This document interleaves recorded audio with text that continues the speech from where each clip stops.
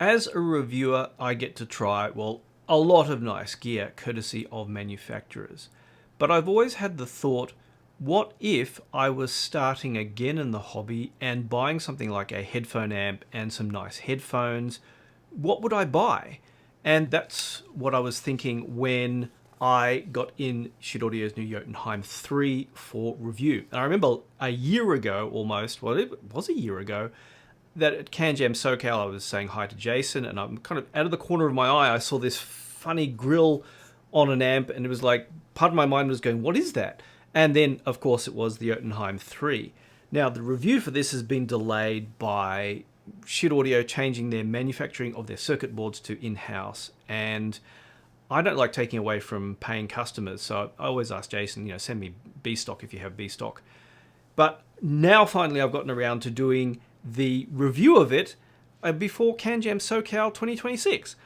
And so it's a, well, $499 amp, or an extra $150 if you buy the Mesh DAC card to go with it, making it all-in-one solution. And if I look back at my journey in Head-Fi back in 2008 or so, I bought my first serious, or we could call it serious, headphone amplifier. It was from a Chinese company, a very good one, and they had an amp, single-ended, not balanced like this, for sale, which was $330 US. Now, if you adjust for inflation, that's about the price of a Jotunheim, at least without the DAC card. And so I thought, well, what if it was now, and not almost, well, it was 19 years ago, or 18 years ago, that I was buying something like this? So with that in mind, I considered the Jotunheim as a solution. And also, unlike the amp I bought almost 20 years ago, the Jotunheim 3 is, well, you could call it fully balanced. That means a normal circuit, of course, has a left channel and a right channel, an amplification on those, and then the signal return goes through ground, like the Schiit Audio Asgard that I reviewed recently. The Jotunheim has amplification on the signal returns and a separate ground, which means it's called a fully balanced amp, which means the inputs, if you use the balanced inputs and you used headphones with a balanced connector, either 4-pin XLR or the 4.4mm Pentacon, which is new on this, then you have a fully balanced circuit all the way through. It's using the entire setup. Now, as a note, for people who do ask me, who are newer to the hobby, they wonder, well, if I use the 6.3mm output, well, yes, you won't be using the full potential of the amplifier, you'll only be using half the circuit.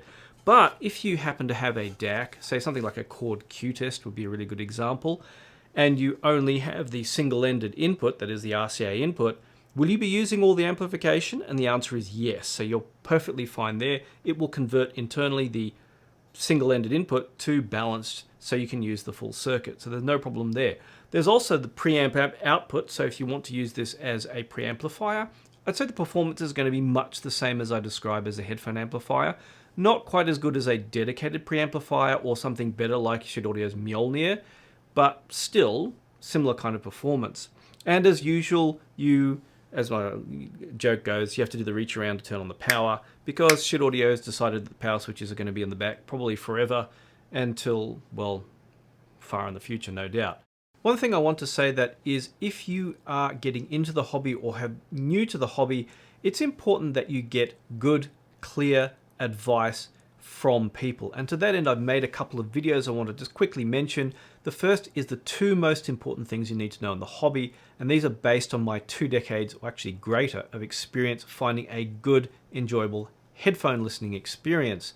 And the second is the 5 things you need to avoid, where you can very much and very easily get caught up in forums and arguments and whatnot. And these things are the traps that you'll fall into if you get super engaged in social media. Likewise, I always invite people who own the product that I review to post their own experiences in the comments for people looking whether or not to buy a product, so they get information from actual owners and not just reviewers. It's also important to be able to buy products from companies that are very reputable, and one of the best out there is Andrew from Bloom Audio. He and his team treat their customers like family and have sponsored my channel. And I don't just accept any old sponsorship. I'm very happy to be sponsored by him, because he is one of the few people I know who I've never heard a negative thing about him or his company.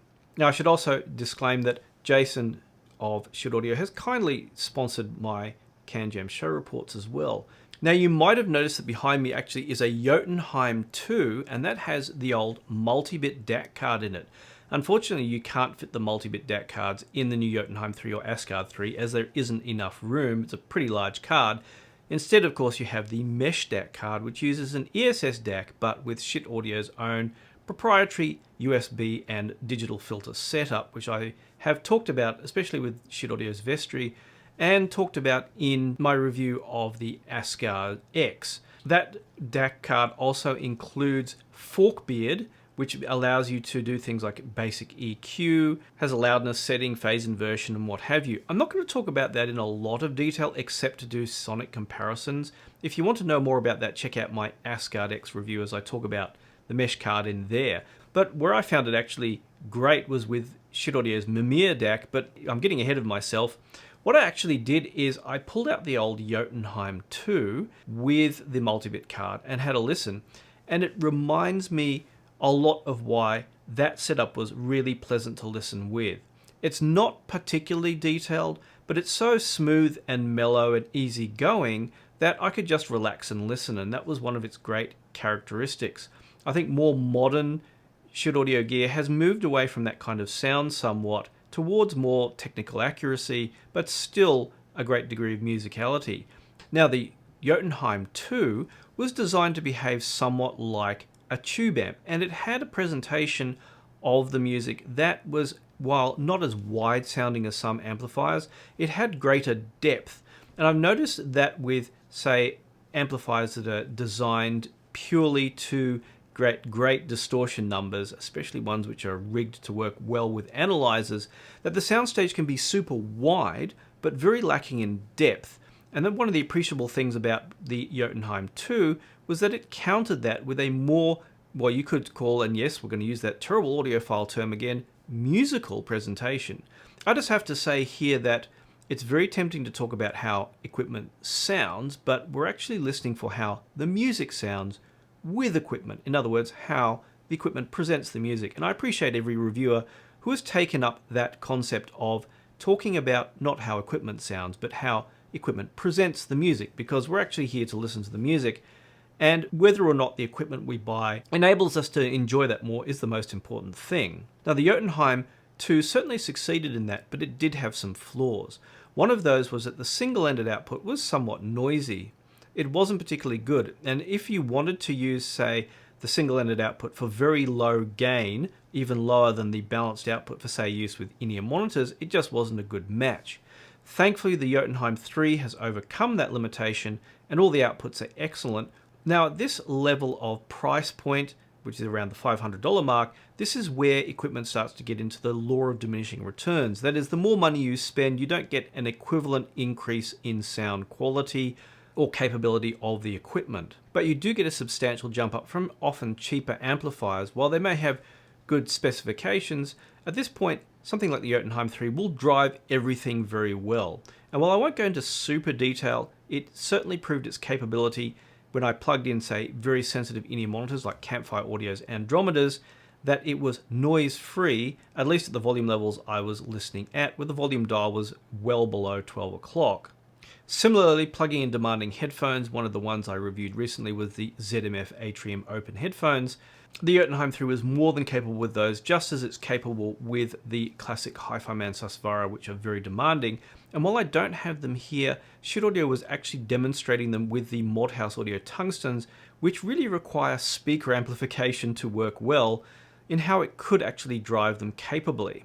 So, as I've said before in previous videos, it's not how much power that the Jotunheim 3 has, and actually sitting here I haven't bothered to recheck how many watts of output it's capable of doing. It's actually how it delivers the music, how well it presents it, how well it can keep up with the dynamics of a very complex music with demanding headphones and not lose its composure. And suffice to say, that's something the Jotunheim 3 is very good at. Using it with a Mesh DAC card, I thought the presentation was pretty dynamic and exciting, but unlike the differences with the Mesh DAC card versus Mjolnir DAC in the Asgard 3, there was more of a significant difference with the Jotunheim 3, and I think some of that is to do with the fact that the Mjolnir is a balanced DAC first and foremost, so using it with the Asgard, you are kind of compromising it very slightly by using the single-ended outputs to the Asgard X. So switching between the Mjolnir and the Mesh DAC card was a little bit tricky because they output at different volume levels. But once I worked out where on the dial each was and adjusted the volume beforehand as necessary, I found that the sense of depth to the music increased dramatically from the Mjolnir versus the Mesh DAC card. It was so significant, it reminds me recently online there's been some argument over someone who did a blind test between DACs and passed with flying colors, enough that people were very skeptical. And then sitting here and switching between these DACs, and once I get the volume level matching set up, finding that there's a very clear and unequivocal difference, it's kind of like these arguments seem ridiculous to me entirely. Now, of course, this has a lot to do with the kind of music I like, which is often very well recorded, very detailed. I have headphones that can resolve a lot of fine detail as well, and I'm also super sensitive to subtleties in sound due to having been brought up with a piano in the house, which I often played with and listened to the harmonics of the strings. Now, a person with a different level of experience, equipment, music, and what have you may not notice such a dramatic difference or even experience one at all. So just keep that in mind, that this is a lot to do with me as much as anything else. But to me, the switch to the Mjolnir was such a huge jump up that, like I talked about in my Asgard video, I liked the pairing of the Jotunheim 3 and the Mjolnir very much. Now, of course, I don't want to just talk about one DAC to pair up with the Jotunheim 3, so I plugged in the good old FIO R2R Warmer DAC. This has become a very popular DAC, and one of the interesting aspects about it is it has a high output impedance. Now, we normally talk about output impedance when it comes to connecting headphones and ensuring that it's low enough that you're not going to get changes in the frequency response or trouble driving the headphones if the output impedance is too high. But what people don't realize is that when you're connecting components up, the component sending a signal ideally should have a sufficiently low impedance and the receiving component should have a sufficiently high one. Otherwise, you can get situations with some amplifiers that you will get some low frequency roll off with a DAC such as the R2R Warmer if it's plugged into an amplifier with a not sufficiently high input impedance. The good thing is Schiit audio components have a very high input impedance. I believe it's 5 kilo ohms, and that's more than sufficient for something like an R2R Warmer, such that it won't be affected by its very unusual tube output stage. The interesting thing that I noticed with the Jotunheim in that case is that I could very clearly hear the subtle differences between, say, the Mjolnir and the R2R Warmer, even though I wouldn't consider it a very warm DAC, unless you've been listening to DACs made with, say, ESS chips, which have a very classic and sometimes very cold and what you might call an unmusical sound compared to something like the R2R Warmer. But I noticed the subtle differences in the different qualities of having a classic resistor ladder DAC, especially when it was cold and the music was a little bit uneven, a little bit wobbly, versus having the ESS DAC with the high quality filter from Schiit Audio, which is much sharper and clear without being harsh or unpleasant or cold in any way. Similarly, when I was comparing the Mjolnir to the old Bifrost 264, I noticed the subtle unevenness of notes from the Bifrost 264 even after it had been warmed up for some days. And that led me to feel that the Jotunheim 3 is a very resolving amp for its price level. Unlike the old Jotunheim 2, whereas I felt that there was a little bit, maybe a touch of harshness in the treble if I used the Mjolnir as the DAC, and not quite as much resolution coming through as I was getting from the Jotunheim 3, even if the tuning is a little bit different. So as a very resolving, very dynamic, and very capable amp, that leads to the next question, which a lot of people ask is, well, what about the Mjolnir? And observant people who have watched a lot of my reviews know that I bought a Mjolnir unheard because, well, once Jason told me what it was, it's like, I'm taking one of those. Of course, comparing both takes a little bit of effort, but using various DACs that I have here, some high-end as you can see behind me, between the amplifiers, I found that the Mjolnir presents a more spacious soundstage and more effortless presentation. It sounds like the dynamics are not coming from the amp, as it does from the Jotunheim 3, but are coming from the music more. It definitely scales up well beyond its price point with even high-end DACs. So you basically get more of the Jotunheim 3, but without that slightly intentional sound that the Jotunheim 3 has. And that's what you should get from high-end amplification. And my recommendation has been, if you are one of those people who's thinking, yeah, in the future I'd like to get a Mjolnir, go for that straight away, and also go for one of the big DACs that's of a similar size, a Gungnir, or just go full on and get one of the Yggdrasil variations. If you're going to go for it in the future, go for it now and just get it done with, and then you can explore headphones more rather than go incrementally. But if you do want a system that is around the size of something that's more sane to sit on your desk, then the Jotunheim 3 is a fantastic amp if you use it with Mjolnir or a Bifrost, and there's a Bifrost 3 coming out soon, which I'll report on as soon as I can. And I just have to say that the Jotunheim 3, whatever setup I had it in, was just fantastically enjoyable. But the fact that it scales up so well, I'd say don't leave it so short with just a Mesh DAC card, but I go for something more substantial if you can afford to do so. But if you can't now, as a complete one box package, it does very well.